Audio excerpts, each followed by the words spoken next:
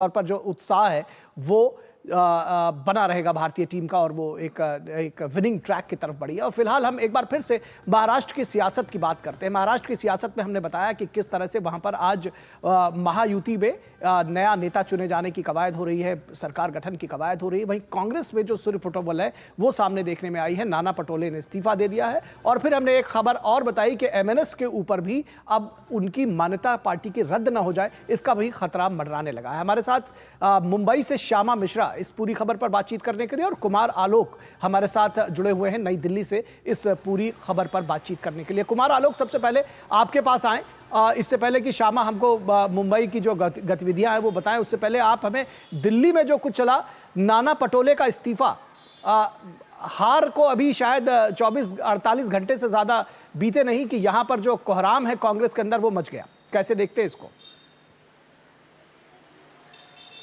देखिए, कांग्रेस की अगर बात कर लें तो महाविकास आघाड़ी में इलेक्शंस के रिजल्ट के आने के श्यामा माफ कीजिएगा, ये सवाल आलोक के लिए है।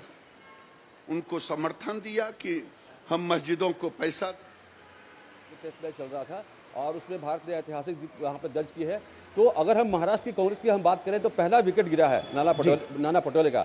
हालांकि जो लोकल जो कमेटी होती है महाराष्ट्र की, जो प्रदेश कांग्रेस कमेटी है, वो अभी भी इनकार कर रही है कि ऐसा कुछ नहीं किया नाना पटोले ने। लेकिन नाना पटोले अभी दिल्ली में है और मेरी जहाँ तक बात हुई है कांग्रेस के अंदरूनी सूत्रों से, तो नाना पटोले की मुलाकात अभी राहुल गांधी और मल्लिकार्जुन खड़गे से नहीं हुई है और उनकी मुलाकात केसी वेणुगोपालन से हुई है। तो एक तरह से आप देखें कि किस तरीके से कांग्रेस के अंदर एक वहाँ पे एक कलह मचा हुआ है। और आप अगर देखें कि चुनाव परिणाम के 2 दिन पहले नाना पटोले ने सार्वजनिक रूप से कहा था कि महाविकास आघाड़ी का नेतृत्व कांग्रेस करेगी और कांग्रेस के नेतृत्व में सरकार बनेगी। लेकिन आपने देखा कि परिणाम किस तरीके का रहा। भारतीय जनता पार्टी नीति गठबंधन जो था एनडीए, उन्होंने शानदार जीत दर्ज की। आप देखें बाला साहब थोराट जो बहुत बड़े कांग्रेस के नेता है और इसके पहले नाना पटोले के पहले वो प्रदेश कांग्रेस अध्यक्ष थे, वो चुनाव हार गए। यानी 1985 से वो चुनाव हारे ही नहीं थे।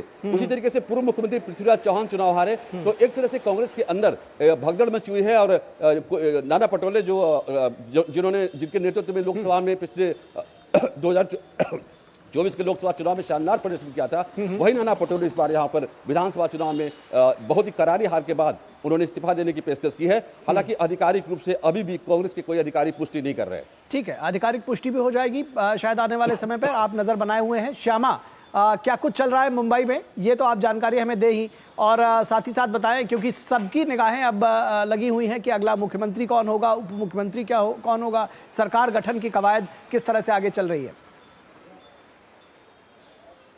देखिए निखिल, जहां एनसीपी अपना विधायक दल का नेता चुन चुकी है अजीत पवार को, वहीं एकनाथ शिंदे को चुना गया है विधायक दल का नेता शिवसेना की ओर से।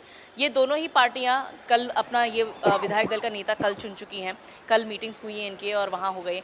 अब बची है बीजेपी की ओर से आज बताया जा रहा था कि विधायक दल का नेता इसकी जो मीटिंग है वो आज होगी, लेकिन इसके जो क्या अधिकृत इंफॉर्मेशन कहते हैं वो अभी तक नहीं आई हुई है। हालांकि एक मीटिंग आज यहाँ पर जो चंद्रशेखर बावनकुले हैं स्टेट बीजेपी चीफ, उनकी अध्यक्षता के नीचे हो रही थी और वहीं पर से बयान आ रहा है राव साहब दानवे के जो बीजेपी के आला नेता हैं और केंद्रीय मंत्री भी रह चुके हैं, उनकी तरफ से ये बयान आया है कि बीजेपी के लिए या उनके कार्यकर्ताओं के लिए ये एक एक्सपेक्ट करना या मान के चलना कि मुख्यमंत्री होगा वो बीजेपी की तरफ से होगा, ये कोई गलत बात नहीं है। क्योंकि सबसे ज़्यादा जो आंकड़े हैं वो बीजेपी की ओर से आए हुए हैं, सबसे ज़्यादा नंबर बीजेपी ने अपने रजिस्टर किए हुए हैं, तो इसमें कोई गलती नहीं है। अलग बात है जो इसकी चर्चा है अभी वो फिलहाल होना बाकी है। हम मीटिंग्स की बात कर रहे हैं तो अब ये मीटिंग जो है, जो मुख्य मीटिंग है जहां पर तीनों ही दल के नेता साथ में आके बैठेंगे और चर्चा करेंगे, उसका इंतजार है सभी को।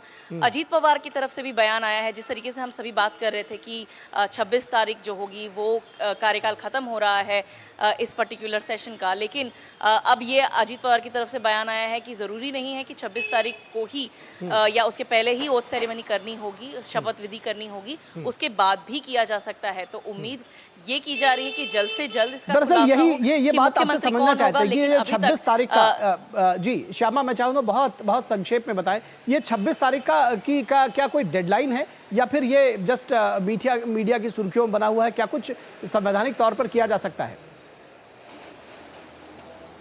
देखिए, अब तो जब अजीत पवार ने ये बयान दे ही दिया है तो अब तो लग रहा है कि इतना ये एक तरीके से डेडलाइन नहीं माना जा सकता है इसको कि 26 तारीख को ही ओथ सेरेमनी करना है या गवर्नमेंट फॉर्मेशन करना है। ये हो सकता है कि मुख्यमंत्री का चेहरा जो है वो आज शाम तक साफ हो जाए, ये जो स्टैंप लगना है वो आज लग जाए, लेकिन शपथ विधि के डिटेल्स जो आएंगे वो हो सकता है कि थोड़ा से और विलंबित हो। माना जा रहा है कि ये 26, 27, 28 तारीख तक में ये होना संभावित है, लेकिन सभी की बात है कि जिस तरीके से जो ये क्वेश्चन है, जो ये सवाल हम सबके सामने है कि अगला मुख्यमंत्री कौन होगा, इसके ऊपर में तो सभी की निगाहें इस पर ही लगी हुई है कि महाराष्ट्र में अगला ये भी चल रही है। एक और पॉइंट मैं ऐड करना चाहूंगी जी, यहाँ पर और भी चर्चा ये चल रही है कि अब नए फॉर्मूला बन रहे हैं 2-2-1 या 2.5 साल के, तो अब ये भी देखना होगा कि ये नई चर्चाओं में कितना ज्यादा सच है। ठीक है, उम्मीद करते हैं शाम तक इन सारी चर्चाओं पर विराम लग जाएगा। बहुत शुक्रिया कुमार आलोक आपका, और हमारे साथ श्यामा आप जुड़ी, आपका भी। और महाराष्ट्र के बाद झारखंड की बात करें तो यहाँ